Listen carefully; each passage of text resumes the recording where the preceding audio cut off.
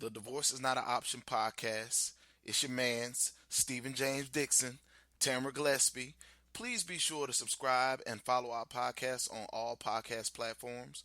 Don't just listen to an episode, subscribe to follow the podcast. To subscribe, search for the name Divorce is Not an Option on your podcast platform of choice. The purpose of subscribing is so that each week when we produce a new episode, that episode will be delivered to your mobile device or email automatically, seamlessly, effortlessly. You don't have to do anything. You just get it. It just come right in. You just get a message, bing, pop up, hey, new episode, Divorce Not an Option. Check it out. We appreciate those of you who listen on Facebook to our podcast, but you cannot subscribe to Facebook. You can only subscribe on podcast platforms like iTunes, Google Play, SoundCloud, YouTube, Spreaker, Stitcher, just to name a few.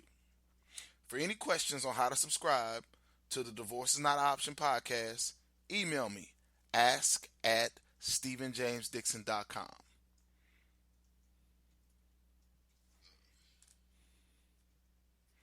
It's gonna be an interesting show, doing something a little different. For real. You want to let folks what we do? So the title of the show is going to be called "Why We Should Be Happy That Tomorrow Donald Trump Will Be Inaugurated as Our 45th President." And that is a question for you. Yeah, 45th. I was kind of hoping we would get Biden for a day, but oh well. Nah, I saw people talking about that. I'm glad you brought that up. I was like, get out of here with that. No way. That would be so awesome. That would be so player. I'm not feeling Biden like that, man. He cool or whatnot, but I'm not. You know why? I always had this sneaky feeling about Biden. That he cares, but I don't know. He just does just enough to seem like he cares. But what have you really done? You know, I don't know. I don't agree with that. I think he's real. Wait, did you watch the when old girl Anita Hill yes, went after Clarence Thomas? Yes. And the role that Biden played in that? Yes. Of course, I'm not like I read the biography or anything like that, so I don't know how true the role was. Right. But I mean, I think at the end of the day, it was kind of a mess, and it was a difficult position for him. Like I don't fault him for what he did, and he didn't want any part of it. I understand that. But he, did his job to the best of his ability, I think. I don't know, but he's not getting no day though.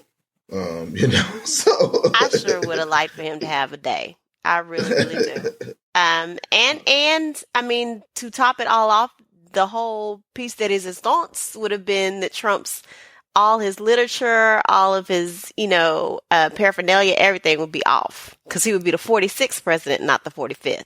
Nah, I ain't worried with that dude. Thoughts on Obama going out of office? Thoughts on the last 8 years? Oh, I want to cry. Well, I see it on two sides. Like, I'm going to miss just the picture of the first family. I think that they just were an awesome representation of us, because that's always what our role is.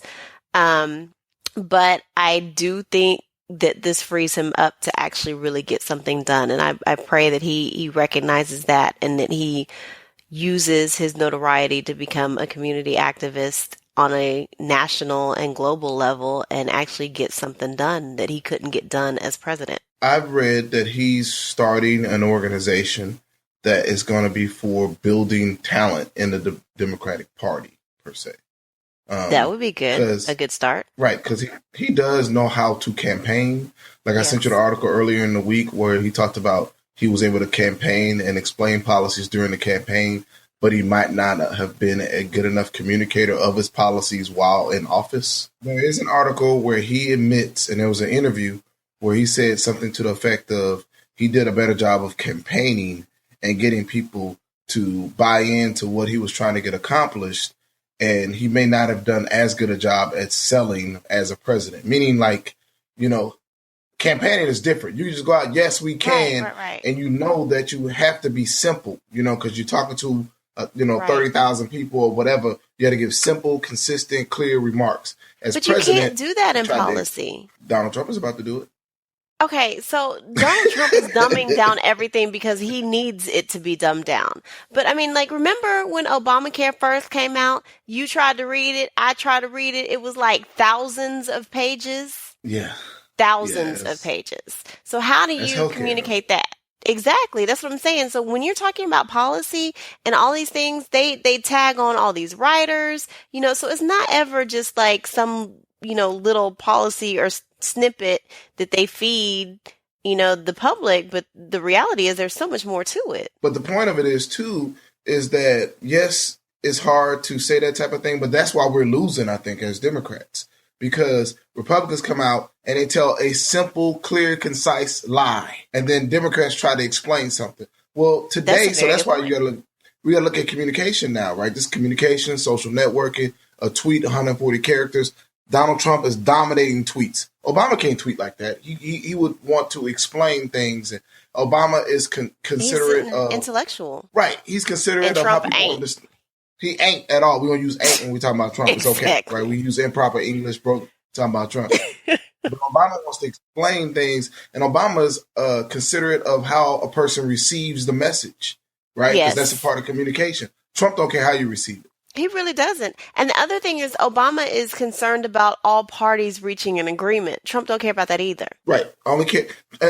Additionally, Trump only cares about the people that he cares about. He don't care. He don't care. He's not going to be president for everybody. No. Trump don't care about the people that he cares about. Trump only cares about Trump. So how do you feel about the argument about Obama not doing enough for black people? I agree. But I do see it from two sides. Like, one, I see where Obama said, hey, I am the president of the United States of America. I'm not the president of black people. But I do feel like he tried. I do feel like, towards the end, when he was trying to get into prison reform and he was trying to do some more things, I do think that there was an effort there, but I think that there could have been more done. The biggest thing that kind of gets me, the biggest argument that I've heard that I'm like, I have no rebuttal for that.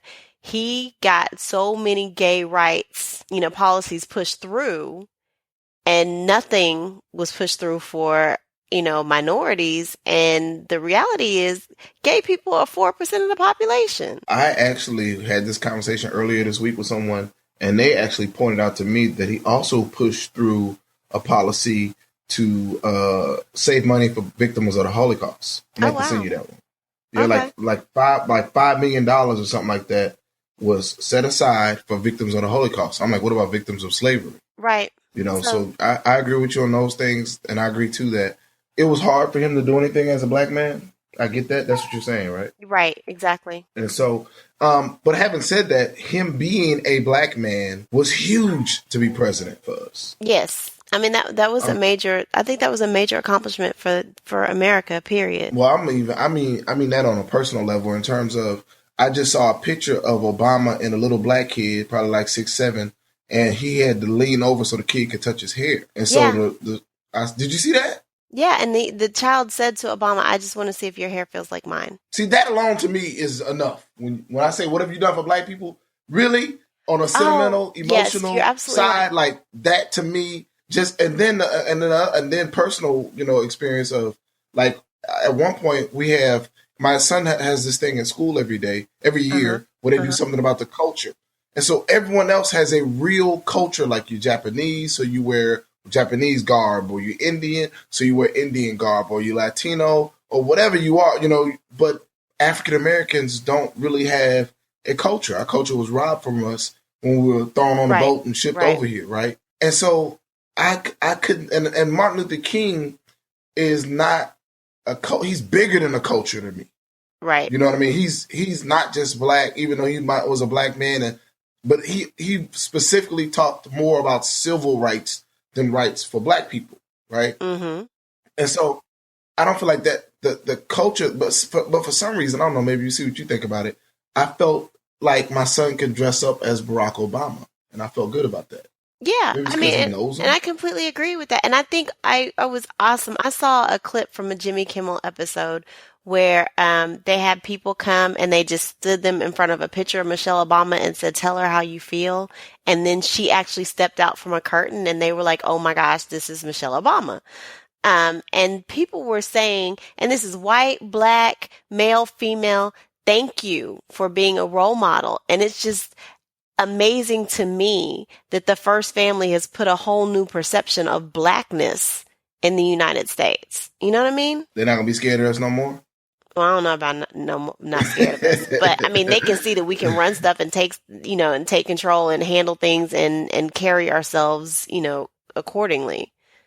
I did see that too. I remember seeing the white man like kind of melt and have just he had a very sweet, sensitive, thankful, message to Michelle, and you could tell he was just like being humble. Yes, and then when he talked about his daughter, was this the same guy who was talking about the example she set for his daughter? I loved that. Yep, that a white man came on and talked about Michelle Obama setting an example for his daughter. Exactly. And that's amazing. I wish he could have did more. Like I said about black people. I'm gonna give him a pass on black people. I'm gonna give him a pass though. You give him a pass too, right? I am. I think honestly though, my pass is contingent on him actually doing something now. So I give him a pass because you have some your hands tied in some ways in that office, but now he has the power and the platform to really affect change. So even like the Affordable Care Act, like I appreciate that a lot of people had insurance that were not able to have insurance before, but there were still a lot of people who could not afford insurance there was just, the minimum wage. There were just so many things that did not get done. I had a whole thing I was going to say about that, but I just thought about something I forgot to tell you. Or maybe I did tell you. I don't know. That the Republicans said that they're going to take out of affordable health care the 8% of people that are really sick that jacks up the rates for everyone that's not sick. And so that's going to be huge. So those 8% of people, basically the way it works for people who didn't know, I had a debate with a person this week who said that basically healthcare shouldn't have a mandate. You shouldn't have to have healthcare. So I had to explain the concept of if everyone doesn't have it, you can't get, cheaper rates. Right. Do you know if you're required to have healthcare at work? I guess you can exit out. Yeah, you can. Yeah, no, because you could easily get healthcare from a spouse or somewhere else, or or just not have it. And what corporate America does is they still have so many people that they don't need every single person to have healthcare. Right, I'm sure they got like over 90%, participation rate. Because who's going to turn down, cheaper healthcare and try to go get it on their own because legally you have to have it now. Right. And so they were upset about that. But I was like, man, it's so much more you could have did for the poor in terms of fighting for jobs. Like you said, minimum wage. He did the healthcare part, but it doesn't seem like people are making more money than they did 8 years ago. But I mean, even when you talk about healthcare, what you just said about that 8%, that's based on a lie. And the lie is that healthcare is expensive. Healthcare is, just the whole facade, we often talk about that value is in the eye of the beholder. They've created prices for things. And then they just say, this is how much it costs. A box of tissue is $50. And your insurance company is willing to negotiate that down to $15. Now you owe them $15.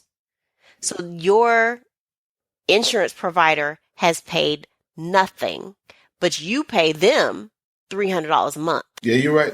I feel like I haven't had insurance in maybe 10 years, because by the time I meet my deductible, the year is at the end. You know what I mean? And so I'm just the opposite. I don't go to the doctor. I am not on any prescriptions. I'm, all about run it out and take some vitamins. And, but yet I pay insurance every month. And, for the times that I do go to the doctor, I had to get, a crown the other day, and they tell you, oh, it's going to cost you, your insurance is paying this, it's going to cost you $150. You pay $150, you have the procedure done, and then they come back and say, oops, your insurance didn't pay the amount that we estimated, so now you owe us another $190. Like, that is a lie. How do you feel about going into election day? How do you feel about, not election day, inauguration day? I have really been avoiding the reality of it. Like, it hasn't even been in my conscience, that, it just really hit me. Tomorrow is Inauguration Day. And it's really crazy to me because I kind of am interested in the fallout the next day. I want to hear about the numbers because I have a friend who lives in DC who just said she went to a formal wear store and they were like, yeah, usually around inauguration, we are packed with people. We've had 2 people come in for dresses. I just can't. I don't know if I'll ever really accept it. Like, I still, every day, about 5 times, just kind of like shake myself. Yeah, I don't think anybody's really feeling like it. I'll be sitting. I don't think anybody's really feeling it. I'm so interested to hear how many people actually showed up to these things. Do you think you'll ever like accept it? You think you'll ever accept him as the president? As an American, I think. Do you watch Blackish? No, not really. They had an amazing. What? Wait. Let me say, I would not watch Blackish because I hated the title. Right. It's a but good now show. that I'm 2 years late, it's starting to look like it's a good show because they attack these types of things. Yes. So I'm committed to watching the next season. I was listening to today. So they already had the show and they were talking about the election? Yes. So they had the show where they showed, the reaction to the election, and they attacked it from every angle, from the perspective of a white woman, from the perspective of, Black parents. From the interesting thing to me was the next generation perspective that they got. The next generation was like, okay, let's not worry about this. Let's not be up in arms about it. We're voting next time and we're not going to let this happen again. And I think that was a great perspective. But what really got me was the speech on the fact that we are all Americans, and as African Americans, we've been placing our hope in this country for centuries and got nothing out of it. So I think we're at a place now where it's like, okay, this is still our country. We still gonna have hope because we don't have any other choice. That's what we do. But we just gonna have to, figure out how to work around Donald Trump because that's what we do. So do you have I meant to pull the instructions on how not to watch the election. It's this simple. Go watch HGTV. Go watch BET. Sports Center, whatever you want to watch. Basically, the whole point of it is to be watching TV during the inauguration, but not to be watching the inauguration so that there are ratings on all the other channels and low ratings on the actual publicity of the inauguration. What's the purpose of that? Do you really get that? Basically just to piss off Donald Trump because he's all about attention and ratings. Okay, I guess I will participate. I'll participate. I'm all for it. You know what it is? I'm more like in disbelief and just want to see it. Like really, y'all really not gonna stop this dude from being president? Like, and that is feeding into his egotism. I mean, that's exactly what he wants. It doesn't matter where he gets attention from. He just wants that attention. Okay, explain to me this whole peaceful transition of power. Like, you had a good viewpoint on that. I think it's basically what holds our nation together. I know from your perspective that you're like, Obama should be trying to blow this place up. But in reality, this is not new. This is not the first time an election's been rigged. This is not the first time, the vote was disappointing to half of the nation. And the reality is, if they pull on that thread that we're having rigged elections and the Electoral College is really not set up to do or really not functioning the way that it was originally set up or doing what it was originally set up to do. If we pull that thread, the whole thing falls apart. So we have to think about elections down the line. Like, what do we do in the next election if we don't have Electoral College? We have to revamp the whole process. I'm not saying that's a bad thing. I'm saying that's the perspective that they're having right now. So we're just going to go ahead with the peaceful transfer of power so that we can keep this status quo. You know what it is? I just don't, I can't get into that. Like, I'm not feeling it. Like, I think that everyone, of course, that's not correct to say everyone, but just He's not qualified to be You president. also have to look at it from this perspective. This is the first and only black president we've ever had. Anything he does wrong or different, there goes that Negro not following the rules. I'm not necessarily talking about Obama having to have the people. He be presidential like he is. He's gonna be presidential. But I'm tired of hearing it from the media. You know, when the media knows what's going on, when you know, that's why the media is all about ratings, and Donald Trump is like a rating in and of himself. So how do you feel about, okay, so did you hear that on the day that Obama was inaugurated 8 years ago, there was a meeting where a number of Republicans got together and basically committed to not allowing any policy success for Obama to ruin him as a president. And that's basically what they've done, is that the only thing that really got passed during the 8 years was healthcare, which was passed in the first 72 days 8 years ago because Obama had people in office to do it. He had a filibuster. And gay marriage. And gay marriage, right. He forced those two things too. And so how do you feel? Like I'm torn on, should we take the Republican approach and saying that everything that Donald Trump tries to do, we just block it or go against it because we don't want him to have any successes? I completely disagree with that.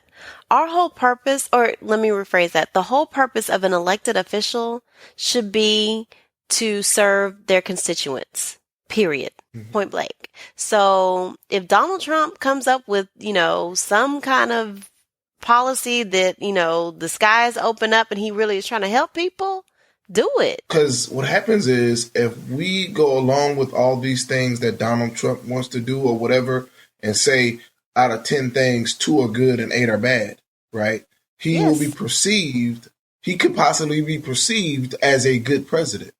Okay. First of all, I'm going to go back to Michelle Obama. When they go low, we go high. So they showed their tails for the last 8 years. That's fine. But that doesn't mean we have to do it. So if Donald Trump does 2 good things, good. Everyone's first priority should be to help the people. Period. I guess I'm just on edge in terms of, I clearly see there's a difference in Democrats and Republicans, and not just in policy, but in our approach to policy. Like, Republicans are steadfast on things and not negotiable, not compromising. Yes. I just cannot believe that we did not get a Supreme Court judge. Like, I really blew that off. Like, what was that? I knew that was going to go through. I was amazed. I'm like amazed that it's January 19th and merit has still not been confirmed. I mean, it was like 8 months, or was it 8 months? Yes. It had to be like 10 months. When was it? It was April or something like that. It was at least 8 months. Yep. I was like, there's no way they can hold out for 8 months. Yep. They did it. Yep. They did it. You know what I mean? So, like, they have a completely different approach. Like, They're not trying to compromise on nothing. And we compromise. And compromise not supposed to work like that. Like, Tamara and Steven are compromised. Like, I'll say, hey, let's record at 7. And Tamara will say, no, I need to record at 8. And we'll compromise and record at 7:30. If you were a Republican and I was a Democrat, we would never record. You'd be like, no, we're recording at 8 o'clock. Yep. That's it. You know what I mean? And then we record at 8 o'clock, and whatever happens or doesn't happen, if Steven can't pick up his kid from school, or Steven can't make dinner for the family, or whatever happened, whatever the fallout is, we're going to record at 8 o'clock, period. That Ronald Reagan did it, and George Bush did it, and our forefathers did it. And, that they only care about their policies. That's it. They don't care about people. They care about policies and money. I was about to say, they don't even care about their policies. They care about money. Yeah, you're right. That is it. I mean, honestly, when you're looking at the healthcare repeal and, what they're doing, like the policy changes they're making right now, it has no bearing on them whatsoever. None. Right.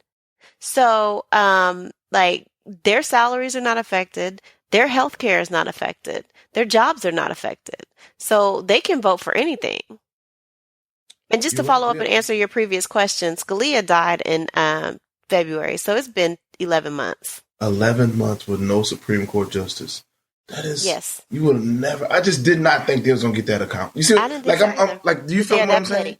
In February last year, I was like, yes, bet Obama's gonna get a Supreme Court judge, another one in. I was like, bet, there's no way they're holding out for 8 months, and they held out. Yep, they really did. And now they're talking about this healthcare thing, like. They really do look people in the face. Look, like I saw Paul Ryan look, I'm sure there's 10, 20, 30 million people watching or whatever. And he just says, hey, we're going to repeal it and replace it. And I'm like, y'all still ain't got no plan? No. Why? And that's the whole, that's the crazy to me. How do you repeal something with no backup plan? Like people are losing, you're playing with people's lives.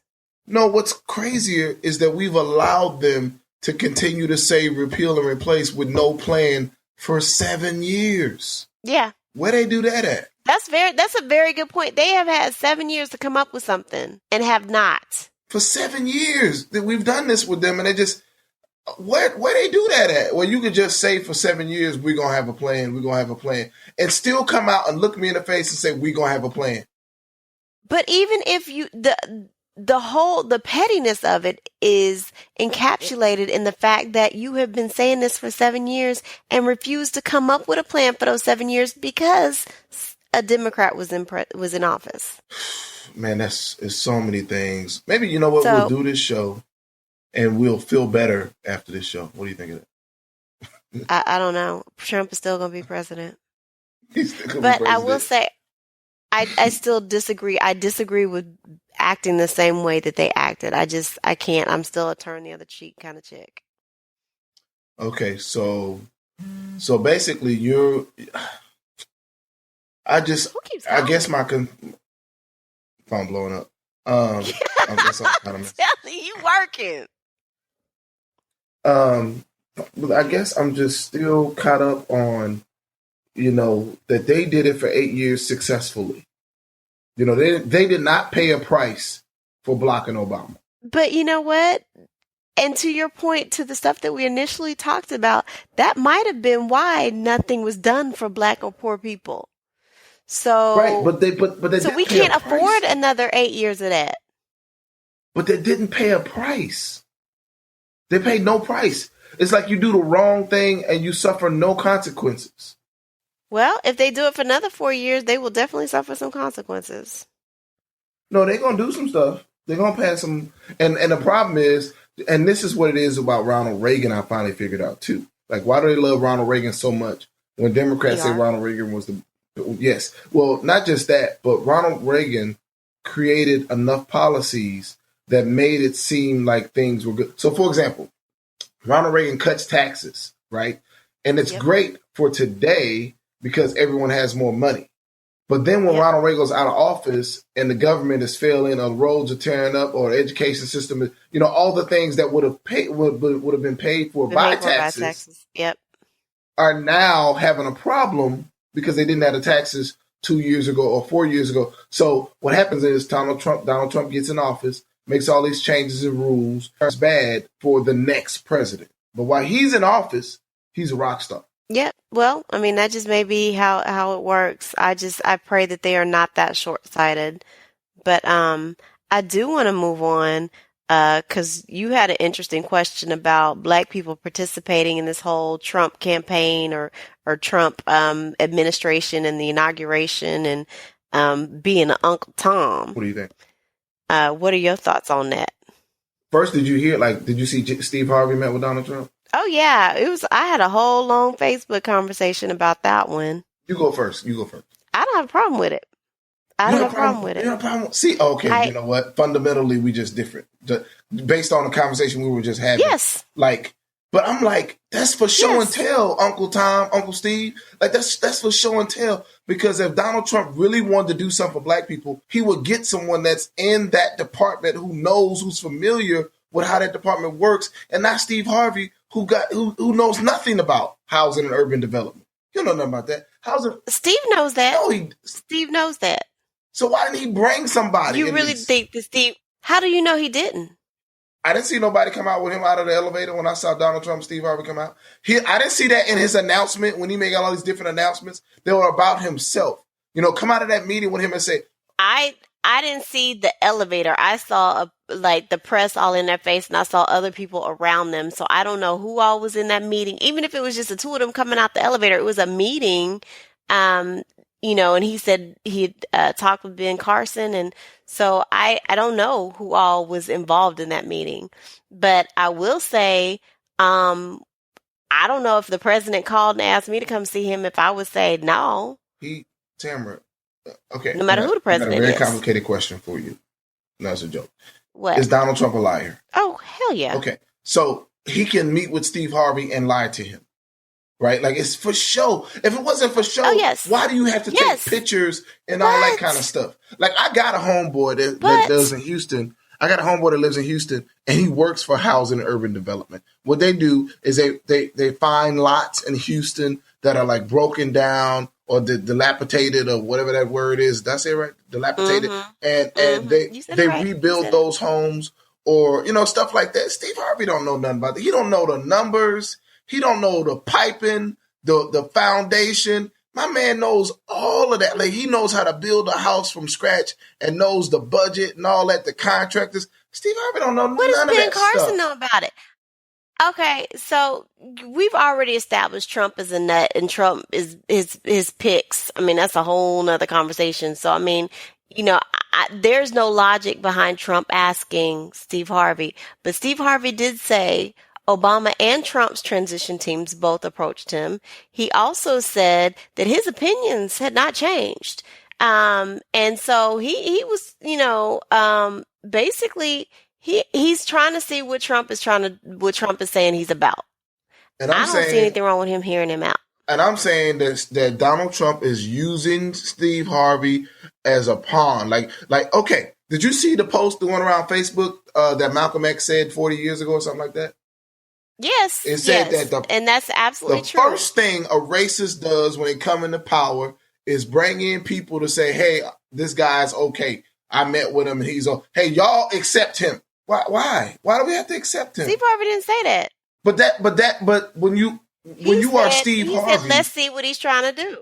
No, but I don't want you to say nothing. When you Steve Harvey and you got 10 million followers, I don't want you to say. I don't want you to give him no support. I want Trump to do some work first and earn the opportunity to talk to our black leaders. Okay, I can. That's one point I can actually agree with you on. But I honestly feel like the ludicrous. I don't even know what the word is. The ridiculousness of this situation is Trump, not Steve Harvey. What? I mean, Trump obviously sees us just as entertainers and ball players. Right. And that's another reason. He did. We don't see no pictures of Trump meeting with no black leaders, like real leaders who are, get some pastor, go meet with TD Jakes. You know what I'm saying? I guess, or something. You know what I mean? Somebody that actually. No, because he would meet with TD Jakes because TD Jakes has the notoriety and the following. It's not about TD Jakes. It's meet with Cory Booker.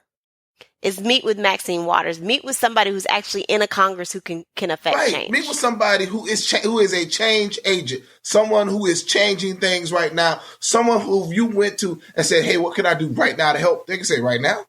Oh, okay, hold on. You know what I'm saying? Like they know right now. Right. I agree with you there, but I'm saying the fault lies with Trump.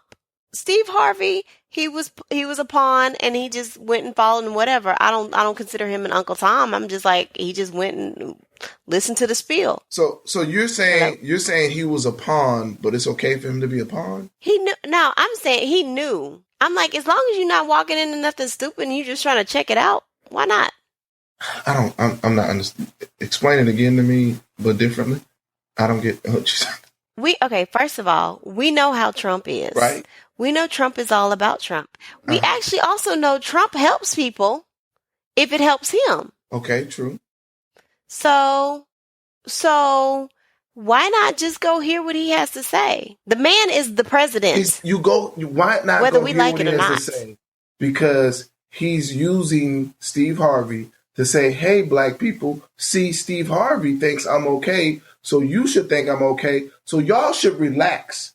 Don't push any policy. Use him back. Don't push any policy stuff on me. Don't march on me. Don't have a parade. Don't keep fighting. Don't keep calling in radio shows. Give up and relax. And that's Trump's stupidity to think that we are that dumb that we're going to be like, oh, Steve Harvey said he's okay, so he's okay. It's been proven that a lot of people... We ain't that stupid. No, you and I are not that stupid. It's been proven that a lot of people are that stupid, which is why Malcolm X said it 40 years ago and it's still relevant today. A lot of people are that stupid. It's a lot of people that said, you know what? If Steve Harvey met with him, that's good enough for me because Steve Harvey's my man.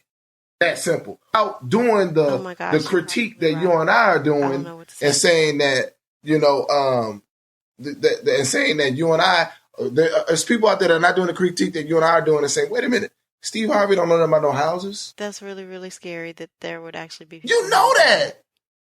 It don't bother me. It don't bother me none that Steve Harvey went to speak to him because I know Steve Harvey had nothing to do with her housing and urban development, so I don't care. We're going to have to argue about that some more after podcast over offline because we're going to take the whole time. Okay, so we just going to have to create what? Like, you know, rules for the uneducated? We got to do something. We have to have a whole show about when you're being a pawn, when you're being an Uncle Tom, when you're being used. What do you do? Like if I'm Steve Harvey, I know I come out of that meeting with an action item. That's what I know. Like I come out with. But he also said his views have not changed. He said he was not going to the inauguration. Gone, his views ain't changed. And she just gone. Like I got that text message that, hey, I gotta go. And she said her last words, and then she was able to go after saying her last words just now. It really should have been that she gotta go, and she gave me the opportunity to say my last words, but she got in her last words and just bounced because she getting married next week. So, you know, she just got excuses now. That's what happened. So either she making excuses because she getting married next week, or her dude just walked in and was like, yo, get off that podcast or else, which is probably the case. That's probably how it went down. Dude just walked in, kicked in the door. She probably had dinner ready or something. You know, she gonna continue to cook until they got married. You know how y'all do, showing out till you get married. Do you switch up on a dude? Okay, she probably ain't gonna remember. I even said that by the time she get married next week. You know what I'm gonna do though? I'm gonna finish up. A couple weeks ago, I gave some updates on the cabinet picks for Donald Trump. I want to do that again because now we know a few more. So just to hit on a couple of them, right? And so, cabinet picks. Number one, there's no Hispanic cabinet picks. This is the first time that's happened in 36 years. So it's been a Hispanic as a cabinet pick or nominee every election cycle for, you know, the election cycle means every 4 years, all the way back to Ronald Reagan. So this year there's none. There's only an Asian woman, Department of Labor, and African-American man. I think he's African-American. Ben Carson, is he? Yeah, I think he's African-American. Need to double check on that. But I'm going to run through them real quick. Secretary of State Rex Tillerson, he's the CEO of ExxonMobil. That's basically the end of his resume. Like, that's what he got. He don't have no state policy, no foreign policy, no federal policy, never worked for a state employee, never had state employees, never negotiated on behalf of a country or not. He basically has no qualifications except he know about oil and Russia. I think that's what he's going to do. Department of Treasury, Steve Mnuchin. He is a Wall Street veteran, a partner at Goldman Sachs. Before he launched the investment fund backed by Democratic Party supporter George Soros, financed Hollywood blockbusters. Oh, he made Avatar and Suicide Squad. Well, he backed those movies. How can you put somebody in the Department of Treasury that's a billionaire? This is the Department of Treasury. It's just not going to work. Like tax policy, you know, conversations about money going offshore, anything affecting jobs, economy, money, you know, Wall Street bankers, all that kind of stuff. He gonna be for them folks. He not for us. it should be the Department of Treasury for the 1%, and then we get a Department of Treasury for the 99%, because he ain't gonna do not one policy change for the 99%. Attorney General, very disturbed by the Attorney General nominee, Jeff Sessions, Alabama. He's anti-immigrant, and has already been denied a judgeship amid concerns in the past over comments he made about African Americans. So basically, I don't remember how many years ago it was, but there was a point where he was trying to be attorney general. No, he's trying to be a judge in Alabama, I think it was, and he did not get that judgeship because his comments about African Americans. Basically, they labeled him a racist. So I guess now they think he's not a racist no more, or is that what we supposed to think, or are we supposed to just be cool with them nominating whoever they want for attorney general? And remember, attorney general is the highest ranking official of police enforcement, right? So attorney general will report to the director of Department of Justice, who reports to the president. So basically, like third in command. I could be off, like by 1 or 2 positions or something like that. But I think it goes attorney general, Department of Justice, and then the president. And so this person, but the Department of Justice don't necessarily try to get involved in police type stuff, police state, police brutality, all those types of things that would be entrusted with Jeff Sessions to oversee and review. So if you get your butt kicked or killed over the next 4 years, that's not getting investigated. Don't even worry about that. Homeland Security, John Kelly says he's going to be very tough on illegal immigration. I think this is the guy that said there was a Islamophobe. I think so.